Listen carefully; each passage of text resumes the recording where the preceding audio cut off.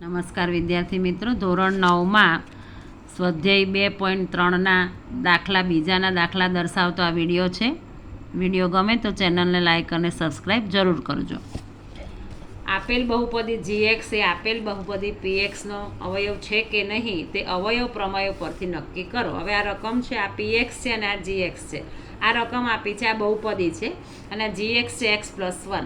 હવે એટલું યાદ રાખવાનું કે અહીંયા +1 હોય, x+1 બરાબર 0, તો આ +1ને આપણે આ બાજુ લઈ જઈએ તો અહીંયા થશે -1. વધારે યાદ ના રહે તો +1 કીધું હોય તો x બરાબર -1 મૂકવાનું અને અહીંયા -1 કીધું હોય તો x બરાબર +1 મૂકવાનું. અહીંયા +1 છે એટલે આપણે x બરાબર -1 લઈએ.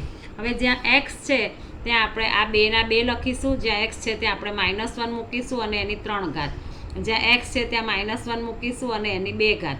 આ 2 ના 2, જ્યાં x છે ત્યાં -1 અને આ રકમમાં છે અહીંયા -1 એટલે અહીંયા -1.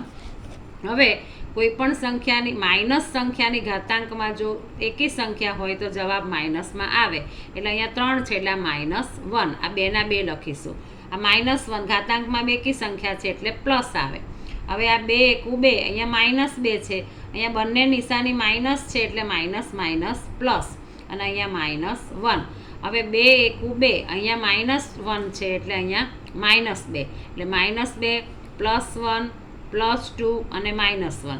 તો +2 અને -2 ઉડી જાય, +1 અને -1 ઉડી જાય એટલે જવાબ આવશે 0. અને 0 જવાબ આવ્યો માટે gx એ pxનો અવયવ છે. હવે આ બીજી બહુપદી, જો 0 જવાબ આવે તો અવયવ છે અને 0 જવાબ ન આવે તો અવયવ નથી. એવી રીતે આ એક બહુપદી આપી છે. હવે અહીંયા આપણને અવયવ લેવા કીધો છે x+2. હવે અહીંયા x+2 બરાબર 0, તો અહીંયા +2 આ બાજુ આવે એટલે -2. એટલે હવે આપણે જ્યાં x છે ત્યાં મૂકીશું -2.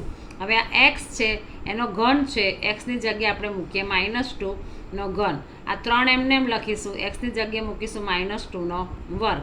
આ 3 એમને એમ લખીશું ને xની જગ્યાએ લખીશું -2 ને અહીંયા લખીશું +1. હવે ઘાતાંકમાં એકી સંખ્યા એટલે જવાબ માઇનસમાં. 2 નો ઘન એટલે 2 ગુણ્યા 2 ગુણ્યા 2 એટલે 2 દુ 4 દુ 8. આ 3 એમને એમ. 2 નો વર્ગ છે એટલે બેકી સંખ્યા, 2 નો વર્ગ એટલે 2 ગુણ્યા 2 અને 2 ગુણ્યા 2 એટલે 4. 3 દુ 6, અહીંયા -2 છે એટલે -6 અને અહીંયા +1. હવે અહીંયા આ -8, 4 તારી 12, -6 અને +1. હવે આપણે +12 અને +1 એટલે 12 ને 1 13 અને -8 અને -6, માઇનસ માઇનસ પ્લસ એટલે 8 ને 6 14 એટલે -14. તો 13 - 14 એટલે આવશે -1 ઇઝ નોટ ઇક્વલ ટુ 0. 0 જવાબ આવ્યો નહીં અને 0 જવાબ નથી આવ્યો માટે gx એ pxનો અવયવ નથી. હવે ત્યાર પછી દાખલો નંબર 3. તો કે આ બહુપદી આપી છે અને અહીંયા gx બરાબર x -3. હવે અહીં -3 છે તો હવે આપણે x બરાબર શું લેવાનું? 3. -3 આ બાજુ આવે એટલે 3. એટલે જ્યાં x છે ત્યાં હવે આપણે 3 મૂકીશું. એટલે આ બહુપદી લખી, જ્યાં x છે ત્યાં મૂકીશું 3. આ 4 એમને એમ, જ્યાં x છે ત્યાં મૂકીશું 3, જ્યાં x છે ત્યાં મૂકીશું 3 અને અહીંયા 6. હવે 3 ની 3 ઘાત એટલે 3 ગુણ્યા 3 ગુણ્યા 3, 3 તારી 9 તારી 27.